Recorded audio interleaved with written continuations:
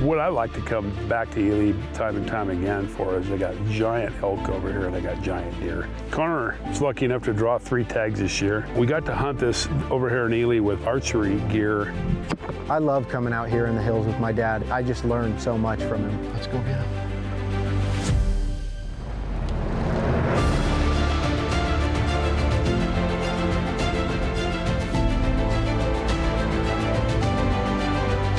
If you draw a tag in Ely, you gotta be prepared for big mountains and steep climbs, and you're gonna fall, I guarantee it. I fell probably 20 times. That hurt.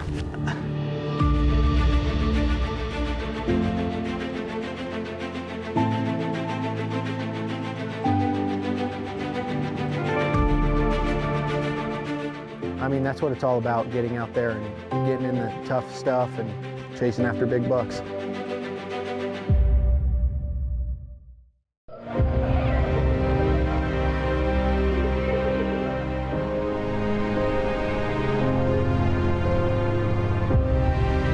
The traditions of the outdoor sportsman are more important than ever, and it's up to us to pass them on to others.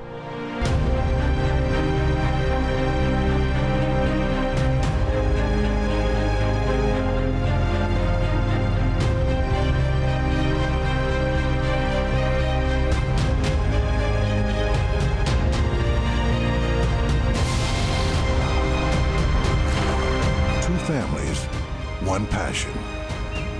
To inspire the next generation of ethical hunters and conservationists, continuing the legacy of hunting and fishing in the outdoors.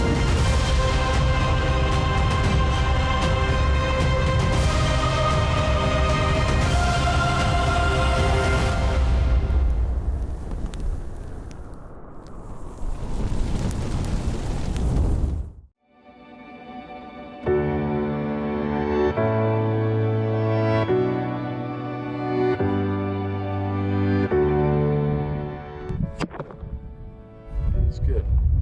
A little easier to hold it without the quiver. The pin wasn't there. I had to redo it. Connor was lucky enough to draw 3 tags this year. We got to hunt this over here in Ely with archery gear. What I like to come back to Ely time and time again for is they got giant elk over here and they got giant deer. You can't see them like in the western part of the state where it's wide open, but the bucks seem to get a lot bigger over here. I love coming out here in the hills with my dad. He knows so much. He's been hunting since he was a little kid and just been all over Nevada. He knows all the areas and all the mountains, and I just learned so much from him. Okay, so if you went out to like 80 yards and you hit it, it's gonna drop her down to 50. And then just stay there. Yeah. It's fun being out here with him, making jokes and telling stories and having a good time, having chances at big deer.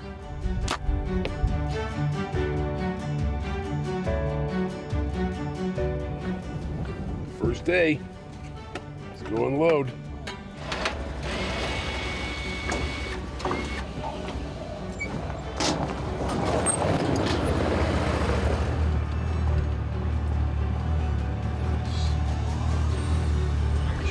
Of course, this rock has to come off this mountain and land right in our way. Try to move it. You can't move it.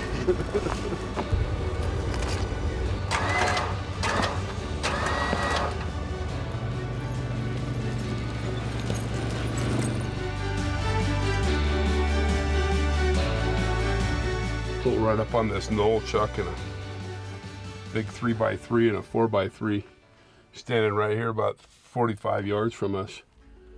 Walk around the front face of this hill. This time of year, the bucks are all together, all bachelored up, and then the does are kind of by themselves, right now with their kids. I like archery better than rifle because it's just more of a challenge. You really got to think things through and always be checking your wind. And these bucks are in the velvet too. They're beautiful.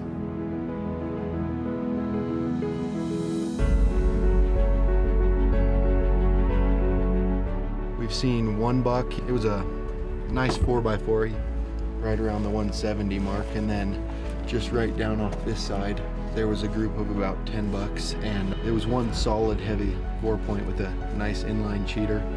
He was also like right at 170, but I think we're gonna keep looking. try to find something big. We're seeing a lot of deer. It's going good so far. Hopefully we can pick something out and make a play on it.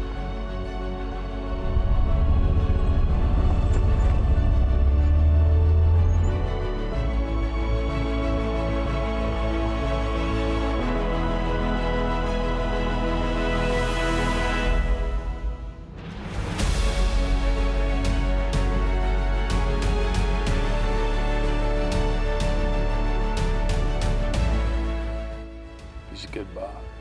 I don't think Chuck would let you go after if it wasn't too good a buck. We're gonna move up further and see if we can look back in and see him, and if not, we're gonna walk down the ridge and try to get our eyes on him again.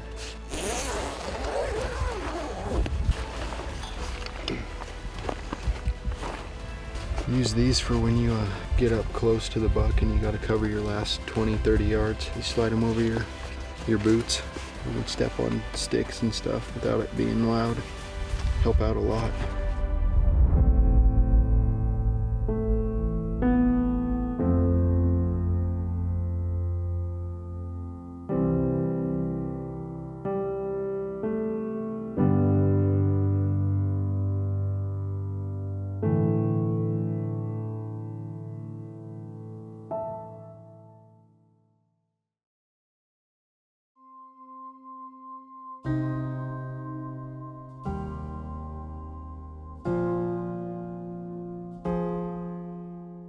This one's got a crabby front on one side, but he's probably 30 inches wide. I can only see part of his horns.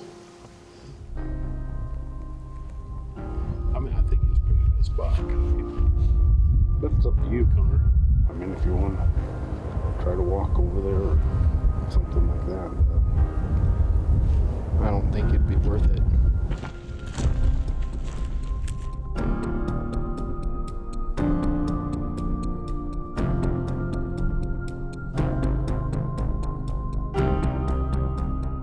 Day number 3 here in Nevada.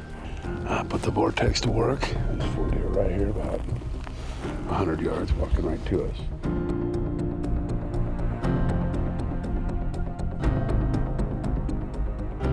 We just pulled up to this spot, and it was hard to tell what that deer was at first. He was walking over the mountain. You could see him on the skyline. I knew right away that he's definitely one that we want to go after. He's got like a 9-inch cheater and another cheater that splits off of it on his right side. He's a cool buck. I think our plan is we're going to go to the top of this mountain and wait for him to come back over and see where they end up tonight, and then come back here early in the morning and have my dad set up here, and we'll go to the top of the mountain. They're in a good spot. It's just the wind's bad right now and running a little short on time, so I think we're just going to wait and see where they end up and come back in the morning. Just a 4-point on the one side, huh? Yeah. Not a real huge 4-point, but he's got That one will work. a nice frame. That cheater makes him That's a cool buck. 10 inches bigger. That's a really cool buck. That is about 180 points bigger than anything I've seen this afternoon.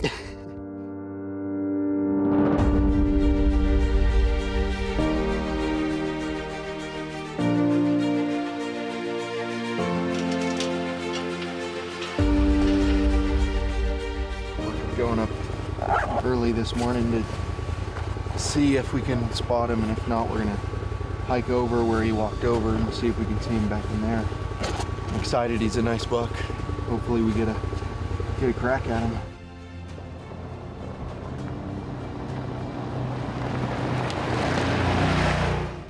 So every morning we drive up to this little knob on the top of the mountain and look way back into this bowl where that deer was living. And then we just hike this ridge all the way down in, and it was a good poke in. It was like 3 miles. We're headed up to the top of this ridge to glass down where we saw that buck yesterday, and then if we don't see him there, I think we're gonna go down to the saddle where he passed through and look off the backside. Hopefully we get our eyes on him. If you draw a tag in Ely, you gotta be prepared for big mountains and steep climbs and shale rock. You're gonna fall, I guarantee it. I fell probably 20 times. That hurt. tall sagebrush and bitterbrush and a bunch of juniper trees and pine trees. And yeah, you really need to be in shape for these mountains. They're mean mountains, but I love them. They're my favorite mountains to hunt in. It's a beautiful place.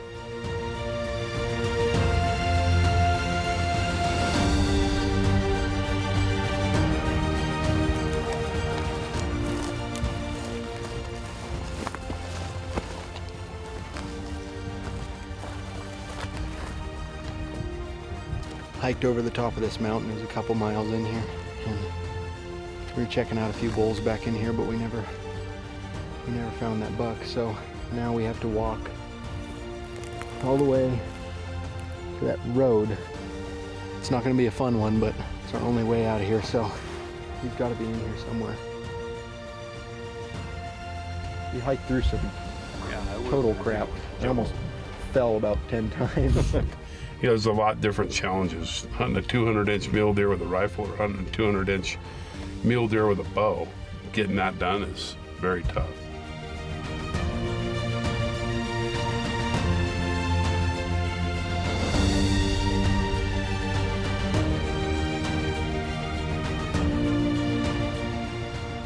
We're going back on top where we were the last 2 days. Didn't see him yesterday, but we know he's up there somewhere, so I think we're just gonna keep hitting this buck hard. We're gonna find him eventually, and hopefully we get a crack at him.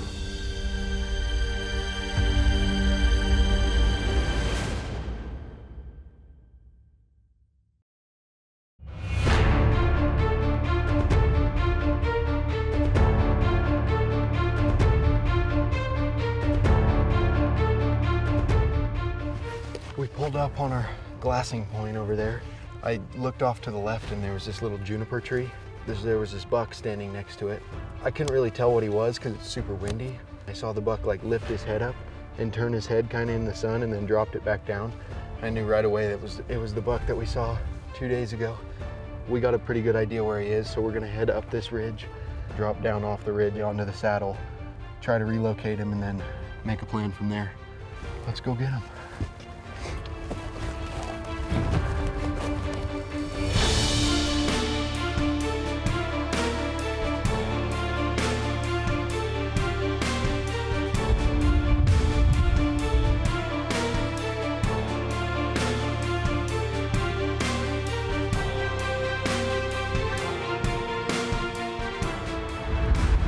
We've just been waiting under this tree, watching the buck. He's still bedded down. Hopefully this buck gets up and feeds up towards the saddle. That's what he did yesterday, so it's gonna need a lot of luck.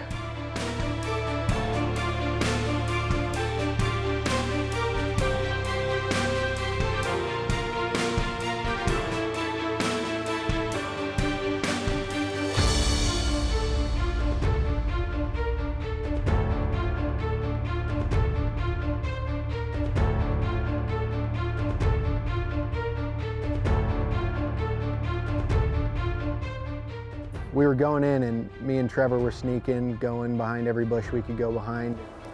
We got in close and we had to take our shoes off to be quiet. Ended up taking my shoes off and I had ants crawling up my leg. And I mean, that's what it's all about, getting out there and getting in the tough stuff and chasing after big bucks.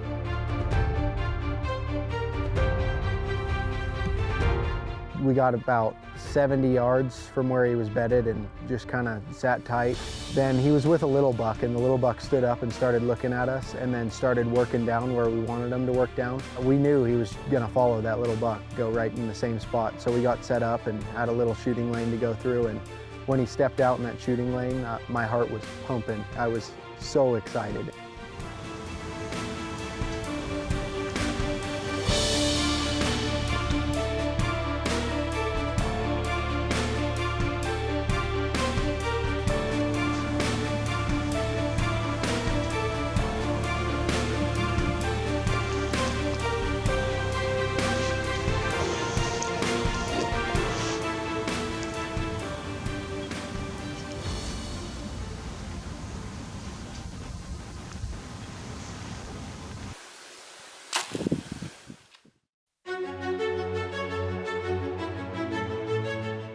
Canted my bow a little bit to the right and ended up shooting right in front of him. That was unfortunate, but I was just happy to actually have a shot at a deer like that. I mean, people don't see deer like that in their entire lifetime. So, I mean, it was exciting.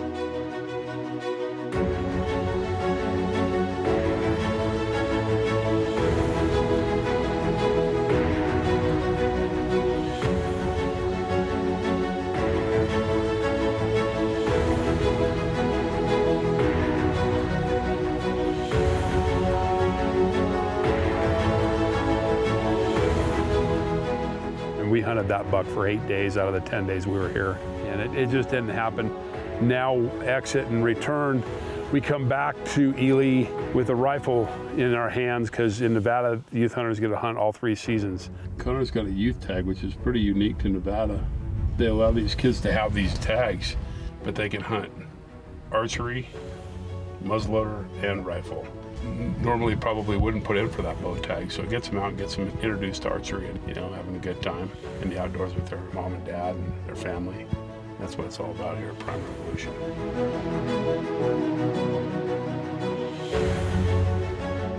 I was excited coming back for rifle season because Trevor had seen that deer back in that same spot again, so being able to maybe have a crack at that deer again, some redemption. We made the plan for the next morning to go back in there and see if we could see that deer. And if not, we were just going to keep going further south until we found something to go after. It's windy and extremely cold this morning.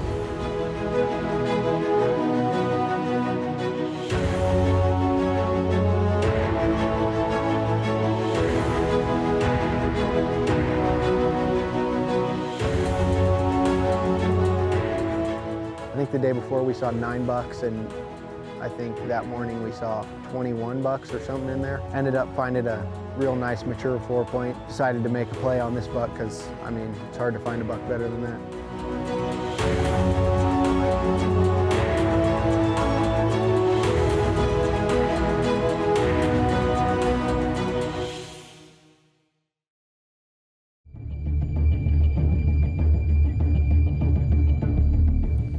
Bucks is over there in the same spot, bud. Heavy horn 4-pointer. After we spotted this deer, we made a game plan to come up on this ridge and see if he was still there and see how far it was. You could see I don't him. think he's going to be that far. It'd probably be 400 or 500 yards. I don't think he'll be much further than that. We're gonna head down here to this point, walk off to a little ridge to see if we can relocate this 4-point that we spotted, but he's a nice buck. He's like a 170s buck.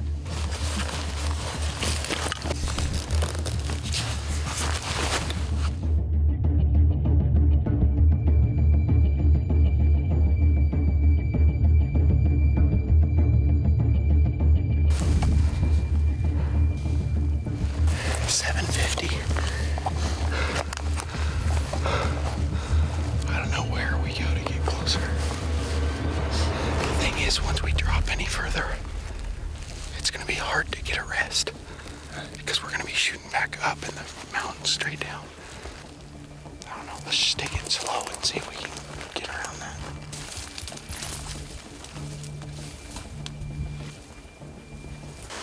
I don't think we can get any closer. Just take the long shot because he's looking right at us right now.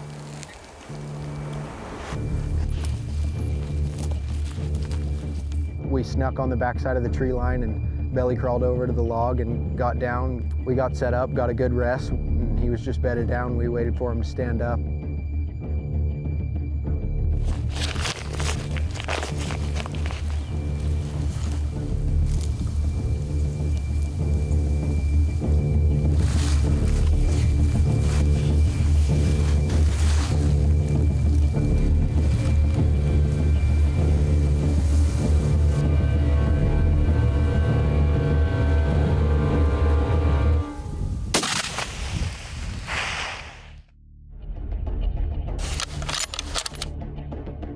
Right as I shot, he took a step forward and I kind of hit him far back, but we watched him run down the hill and saw where he ended up, and he kind of just sat behind this bush for, it was probably a good 20 to 30 minutes.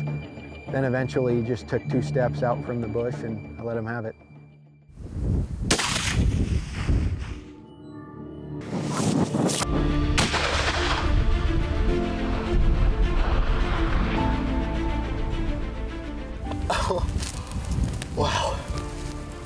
Nicely done. Redemption. Nicely done. Redemption. Feel awesome. I'm glad I got another shot at him. Whew, I'm jacked. That was awesome.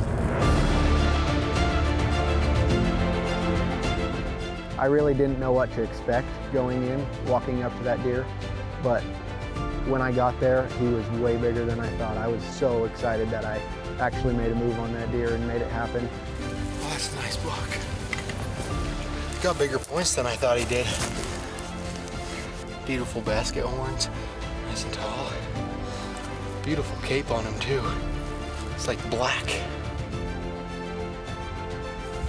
Definitely the biggest buck I've ever killed. It was great being back out here with my dad, and it's just a good time. We made it happen.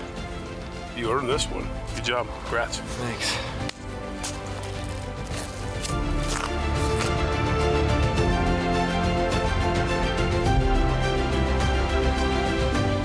It's by far the biggest deer I've shot so far. He was just perfect. I mean, when you think of a mule deer, that's the deer you think about. That's a dream buck.